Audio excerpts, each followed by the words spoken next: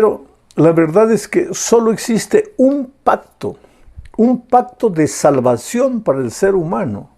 El pacto fue establecido con el ser humano después de la caída del pecado. No quiere decir que no existía antes, pero fue anunciado al ser humano después que Adán y Eva cayeron en el pecado, como solución para el problema en que ellos ahora se encontraban, porque habían ido al territorio de la muerte, habían pecado, pues la paga del pecado es la muerte. Pero Dios no quiere que sus hijos mueran. Dios ama al ser humano. Yo siempre digo, tú eres la cosa más preciosa que Dios tiene en esta vida. Pero entonces Dios se presenta para recordarles a ellos que hay solución para el problema y que esa solución está centralizada en Cristo. Entonces, ese pacto tiene tres partes: la parte de Dios, la parte del hombre y el instrumento del pacto. Porque ya dijimos que un pacto es un convenio, es una alianza, es un trato que dos personas hacen. ¿Cuál es la parte de Dios? Yo te salvaré. ¿Cuál es la parte del hombre? Una vez salvo, tú andarás en mis caminos. ¿Y cuál es el instrumento? La gracia. Yo lo hago todo, dice Dios. Yo te salvo, y aunque tú andarás en mis caminos, asimismo, ¿quién te guiará? ¿Quién te llevará? ¿Quién te dará, inspirará y te dará el poder? Soy yo. O sea, toda la obra de la salvación es divina. Solo que este pacto se ilustró de muchas maneras.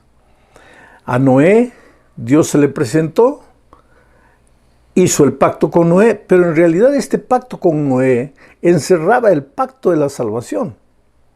A Abraham, asimismo, en el Sinaí también. Después, cuando Jeremías habla del nuevo pacto, la misma cosa. Todos los pactos se refieren al único pacto de salvación que es por gracia y que está centralizado en Cristo. Es el plan divino para salvar al ser humano. Tú lo arruinaste todo. Tú estás condenado a muerte, pero yo te salvaré. Ahora, hay participación humana, yo diría pasiva, en el sentido de que tú vas a dejar que yo opere en ti mis grandes obras de salvación. Y todo esto por gracia. Entonces vamos al estudio de esta semana. Vamos a hablar del pacto con Abraham. Mira lo que dice Génesis 15:7. Y le dijo: yo soy Jehová que te saqué de Ur de los Caldeos para darte a heredar esta tierra. En este texto Dios se identifica como Jehová. En realidad en hebreo la palabra Jehová solo tiene consonantes, no tiene vocales. Tal vez porque los judíos se sentían indignos de pronunciar la palabra Dios. Entonces, Dios se identifica en realidad como Yahweh, no tiene pronunciación, pues porque son solo consonantes. Pero Dios se identifica con este nombre, Jehová. En realidad, Dios en la Biblia se identifica con 5 nombres. En esta lección vamos a estudiar que Dios se presenta en el pacto con Abraham de dos maneras, usando 2 nombres. Aquí, yo soy Jehová. ¿Qué quiere decir Jehová? El autosuficiente. ¿Te acuerdas que cuando se le presentó a Moisés, Dios le dijo: yo soy el que soy? Yo soy el autoexistente. La palabra Jehová, el nombre Jehová, en el Antiguo Testamento se registra 6,828 veces. Dios, al identificarse con este nombre, está dando a entender: yo no necesito de nadie para existir. Yo soy autoexistente, autosuficiente. Yo soy el todopoderoso, el omnisciente, el omnisapiente. Yo soy el que soy. No busques nada además de mí, porque no existe. Yo soy el todo. Yo soy el todo no porque alguien me creó. Yo soy el que soy porque soy. Ahora, ¿por qué Dios se identifica a Abraham con este nombre? Por un simple motivo: lo va a llamar de la tierra que conoce hacia la tierra que no conoce. Y lógicamente Abraham era un ser humano y tenía temores, tenía miedos. ¿A dónde voy? Pero cuando él sabe que tiene un Dios autoexistente, un Dios que sabe todo, que es todo, Abraham no tiene por qué temer. Ahora, la pregunta es, ¿por qué Dios llamó a Abraham de Ur, de los caldeos? ¿Por qué no lo dejó tranquilo ahí? La razón, la respuesta, la da Josué. En el libro de Josué, capítulo 24, versículos 2 y 3, cuando ya el pueblo de Israel había entrado a la tierra prometida, mira lo que dice Josué en el nombre de Dios al pueblo de Israel. Voy a leer. Y Josué dijo a todo el pueblo: así dice Jehová Dios de Israel, vuestros padres habitaron igualmente al otro lado del río, esto es, Taré, padre de Abraham y de Nacor, y servían a dioses extraños. Interesante, recuérdate esta frase, y servían a dioses extraños. Y yo tomé a vuestro padre Abraham del otro lado del río, y lo traje por toda la tierra de Canaán, y aumenté su descendencia, y le di a Isaac. ¿Por qué Dios llamó a Abraham de Ur de los Caldeos? Porque allí Abraham, su padre, su abuelo, ¿qué estaba pasando? Estaban adorando a dioses extraños. El papá de Abraham, Abraham mismo, formaban el remanente, pero se estaban contaminando, se estaban paganizando. Y si Dios los dejase ahí, ellos acabarían por perderse completamente en el paganismo. Pero Dios siempre a lo largo de la historia conservó un remanente. Por eso los llamó, para que mantuvieran viva la fe en el Dios Jehová Todopoderoso. Los llamó para una tierra donde ellos podrían mantenerse dentro de los principios. Tú sabes que yo tengo miedo cuando nosotros analizamos hacia el mundo en que vivimos, un mundo de incredulidad, un mundo de banalidad, de superficialidad, de valores invertidos. Tú sabes que hasta en el mundo religioso Dios ha dejado de ser Dios, el autoexistente, el soberano. Las personas usan el nombre de Dios para cualquier cosa. Están haciendo las peores tonterías de la vida. ¡Ay, Jesús! ¡Ay, Dios! ¿Sí? ¿A dónde llegamos? Ya no hay el mínimo respeto por las cosas de Dios. Han perdido el concepto de santidad de Dios. Pero Dios conserva hoy también un remanente. Un remanente a ese remanente, a esos hijos que forman el remanente, Dios los llama. Salgan del territorio donde están, vengan a mí, a mi territorio. Ahora, esto no significa voy a salir de esta tierra para otra tierra, no. Salir del ambiente de sordidez, de pecado, de perversidad. Y volver al terreno de los principios, de los valores de Dios, vivir en comunión con Dios, aprender a depender de Él y aprender a respetar a Dios y su palabra. Este es un desafío para el pueblo de Dios en nuestros días. Bueno, el otro nombre de Dios, cuando se presenta a Abraham para recordarles el pacto, está registrado en Génesis capítulo 17, 1. Voy a leer. Era Abraham de 99 años cuando le apareció Jehová y le dijo: yo soy el Dios Todopoderoso, anda delante de mí y sé perfecto. Abraham tenía ¿cuántos años? 99 años, ya era un ancianito. Y Dios, dice aquí, se le presentó. Era Abraham de 99 años cuando se le apareció Jehová. Aquí está la palabra Jehová, pero en el original está la palabra El Shaddai. El Shaddai, este es el otro nombre de Dios. Y El Shaddai significa el Dios todopoderoso. El Dios que no conoce imposibles. El Dios que todo lo puede. La mente humana no lo entiende, pero Él lo puede todo, puede resucitar un muerto, puede hacer andar a un paralítico, puede abrir el mar rojo. Dios todo lo puede. Con un coro de músicos cantando y tocando trompetas, Él puede derrotar enemigos armados hasta los dientes. Dios todo lo puede. ¿Y por qué se le presenta a Abraham con 99 años y le dice, y por qué se le presenta con el nombre de El Shaddai, el que todo lo puede? Por una simple razón. Le va a prometer que le dará una descendencia, que le dará un hijo, que su descendencia será como la arena del mar, como las estrellas del cielo. Pero resulta que Abraham tenía 99 años y su esposa un poquito menos que él. Desde el punto de vista humano, ellos no podrían tener hijos.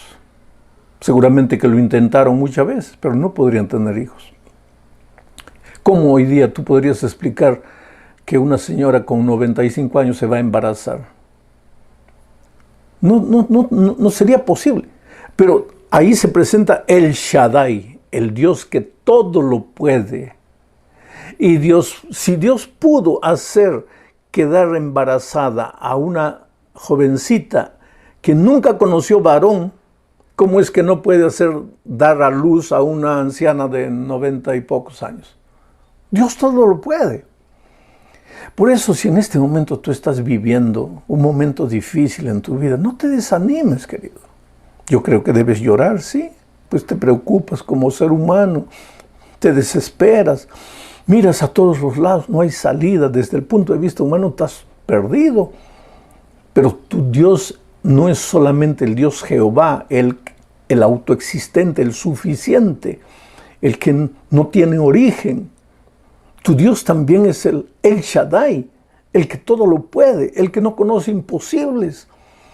Y esto no es un cuento de hadas para que duermas tranquilo. No, querido, esta es la más explícita realidad.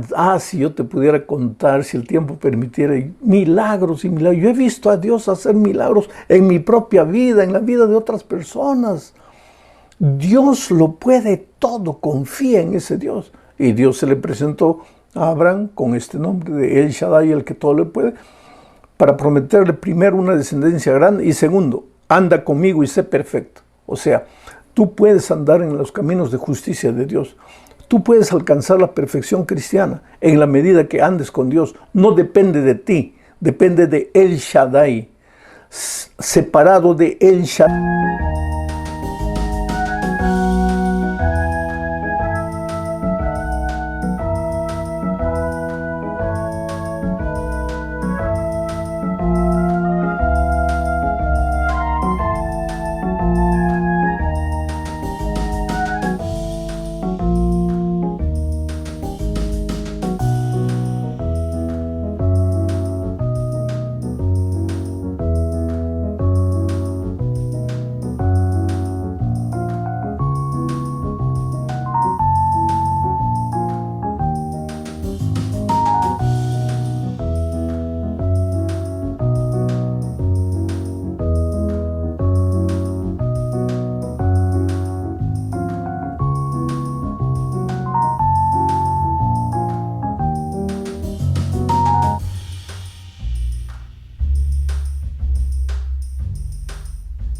No eres nada, no puedes nada.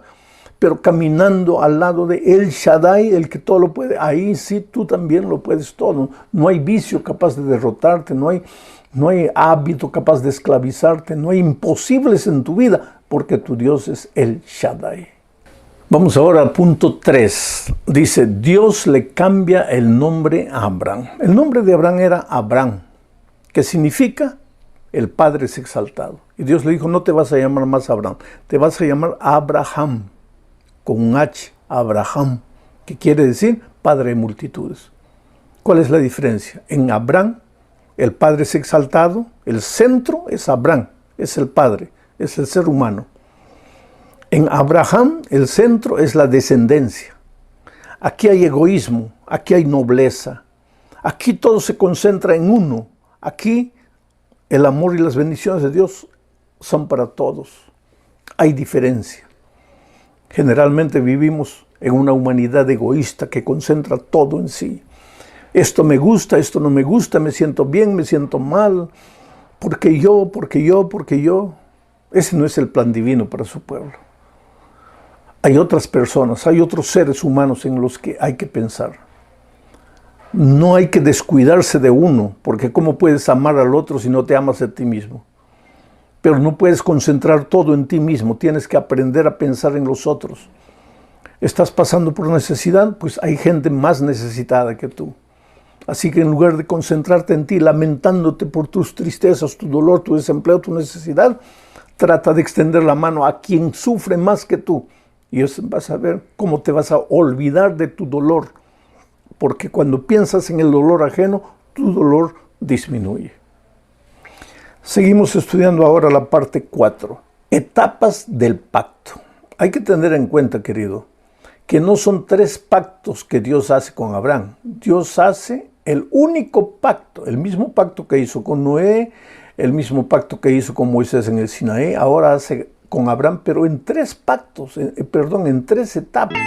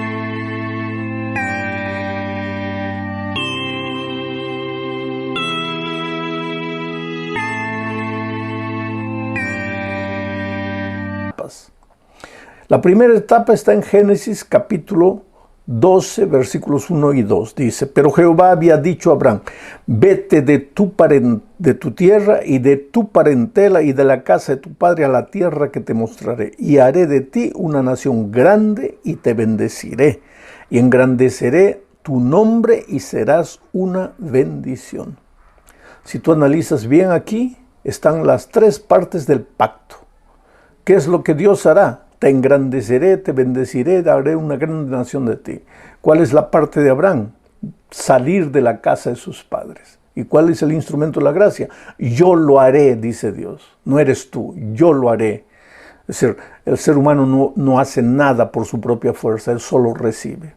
Esta es la primera etapa del pacto. Refiriéndose a este pacto, es interesante lo que dice Pablo en Gálatas capítulo 3, versículos 6 al 9. Dice así, así Abraham creyó a Dios y le fue contado por justicia. Sabed, por tanto, que los que son de fe, estos son hijos de Abraham. Y la Escritura, previendo que Dios había de justificar por la fe a los gentiles, dio de antemano la buena nueva a Abraham diciendo, en ti serán benditas todas las naciones. De modo que los de la fe son bendecidos con el creyente Abraham. Interesante. El pacto de los cristianos es el pacto de la fe, pero ese pacto es el pacto de Abraham. Ahora, ¿cómo es que alguien dice que en el Nuevo Testamento el pacto es de la gracia, de la fe, y en el Antiguo Testamento el pacto es de las obras y de la ley? Si ahora viene Pablo y dice que el pacto de la fe es el pacto de Abraham. Porque la única participación del ser humano es creer, es aceptar. Dios lo hace todo es por gracia, todo es por fe. ¿Por fe en qué? Por fe en las promesas de Dios, por fe en la palabra de Dios. Vamos a la segunda etapa del pacto con Abraham. Está en Génesis capítulo 15, versículos 7 al 10 y después el 13 y 14.